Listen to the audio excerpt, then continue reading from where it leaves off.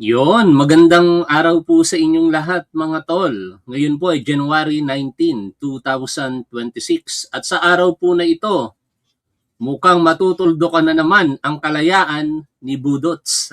Ito po si former Senator Bong Revilla sapagkat nilabas po ng Sandigan Bayan ang warrant of arrest laban po sa kanya. Napakabilis po bigla ng naging pangyayari. Nainip talaga tayo dito nitong nakaraang buwan o taon, Kasi naipangako po ito ng ating gobyerno na bago mag-December 15 ay merong pong makukulong na big fish. Pero hindi po yun nangyari. Ganun pa man, may mga sinusunod kasing proseso eh. Pero kahit huli, hindi pa rin late. Kasi January pa lang naman mga tol, di ba? Kung matatandaan po ninyo, comparatively speaking, ito pong si Revilla, nasangkot po ito sa PDAP scam.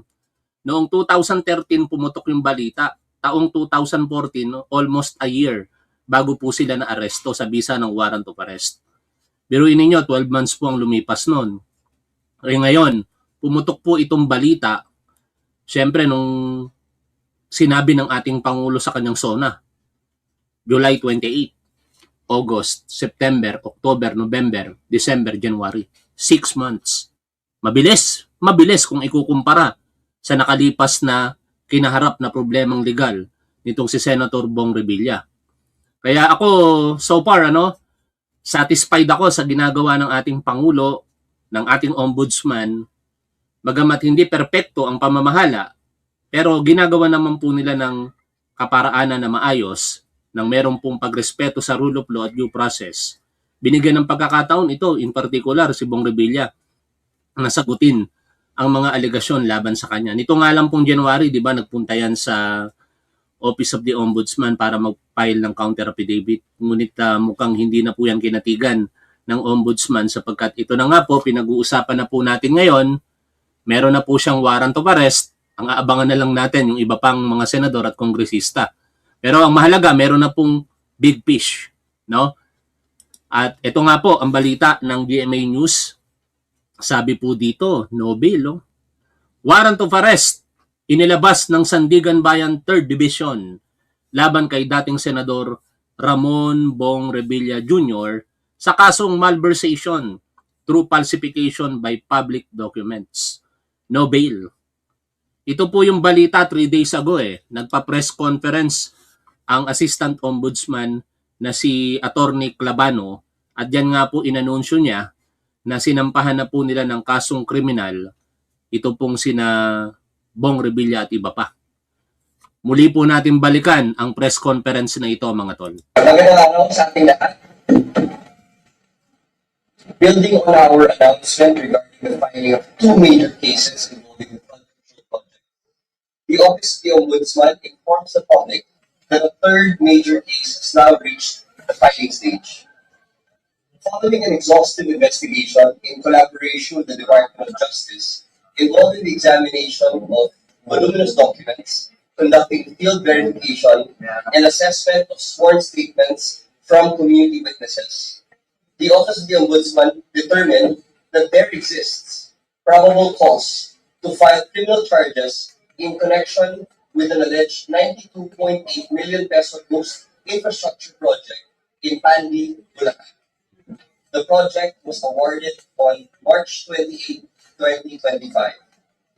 Accordingly, we informed the public that criminal informations have been filed before the Sandigan Bayan against several officials of the DPWH Bulacan 1st District Engineering Office and Senator Ramon Bong Bautista Revilla Jr. The informations allege that the respondents conspired to facilitate the release of approximately 76 million pesos for the supposed construction of a flood control project in Purok 5, Barangay Bunsuran, Pandi, Bulacan. A project which, based on official inspection and witness accounts, was never implemented. Despite the absence of any actual construction, the respondents declared the project completed. Thereafter, to facilitate the release of the entire project cost, the respondents are found to have falsified accomplishment reports, issued fraudulent billing documents, and endorsed disbursement vouchers.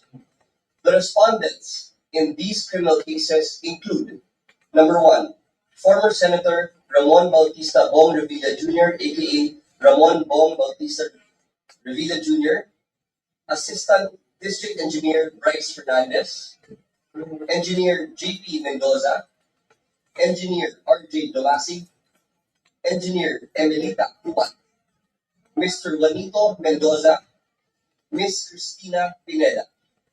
There are 7 respondents in this case. They face the following charges.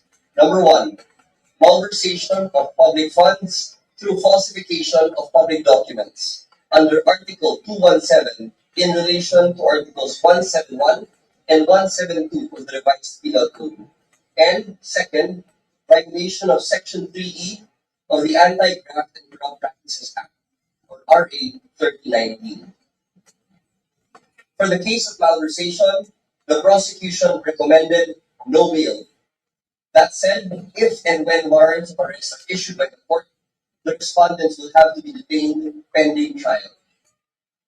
Today's filing before the Sandigan Bayan emphasizes that the Office of the Ombudsman is steadfast in its commitment.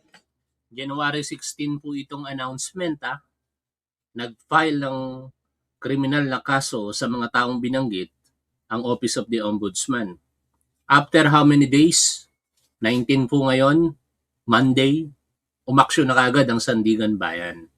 No, kaya wag nating husgahan ng gobyernong ito na wala pong ginagawa. At wag din nating husgahan katulad nung ginawa ng nagsampa ng impeachment complaint kay Pangulong Bongbong Marcos kanina, na isa sa naging batayan nila ay ang pagtatatag daw po ng ICI ay para protektahan ng mga kaalyado ng ating Pangulo. Ito po yung pinaka-better example na wala pong sinasanto, sinisino si Pangulong Bongbong Marcos. Former Senator Bong Revilla ay kaalyado po ng administrasyong ito. Nasa Lakas CMD po yan, presidente pa nga yan ng Lakas CMD. Kumandidato pa nga yan sa pagkasenador sa ilalim ng administration slate. Higit sa lahat, kumparing buo po iyan ni Pangulong Bongbong Marcos. Kaya yung mga nagsasabi na poprotektahan ni Pangulo ang kanyang mga kaalyado, ang kanyang mga kaibigan, o bingo po kayo ngayon, nagkamali kayo. Sapagkat si Bong Revilla, kumpare ni PBBM, ang kanyang anak ay inaanak sa kasal ni Pangulong Bongbong Marcos. Si Bongbong Revilla o si Bong Revilla ay kaalyado ng kasalukuyang gobyerno. Malaki ang naitulong niyan sa kandidatura ni Pangulong Bongbong Marcos sa probinsya po ng Cavite. Higit sa lahat, hindi maikakaila, this is very unfortunate, na magkaibigan din ng dalawa. Di ba mga tol? Kaso lang, the law is harsh but it is the law. No? Kaya ako naniniwala ako kung nagawa yan sa isang kaalyado, magagawa rin yan sa mga Duterte kung meron silang pagkakamali at sa mga supporters nito. Sooner or later, naniniwala ako na yung mga kasong isinampa kina Pulong Duterte, kay Sara Duterte, at sino pa ba? Yung mga supporters nitong mga Duterte, gugulong yan. No? At huwag kayong mabahala mga tatangatangang Duterte supporters. Kasi kung wala namang kasalanan yung mga sinusuportahan yung mga Duterte, makakalaya yan. Makakalusot yan sa mga kasong ipinaghahabla sila. Wala yang ipagkakaiba kay dating Senador Leila de Lima na na-acquit kung wala silang kasalanan. Kasi lang ang pinagkaiba naman, yung kay Leila de Lima kasi gawa-gawang mga kaso.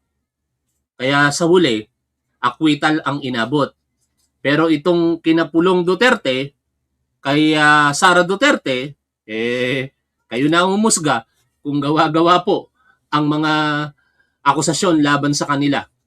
Idagdag pa dyan, syempre, yung kinakaharap ni Sara Duterte na disbarment case sa Korte Suprema at yung posibleng ikalawang pagkakataon na siya po ay ma-impeach ng House of Representatives simula sa February 6, 2026. Magandang balita po ito laban sa korupsyon, ikulong ang mga balasubas sa ating bayan.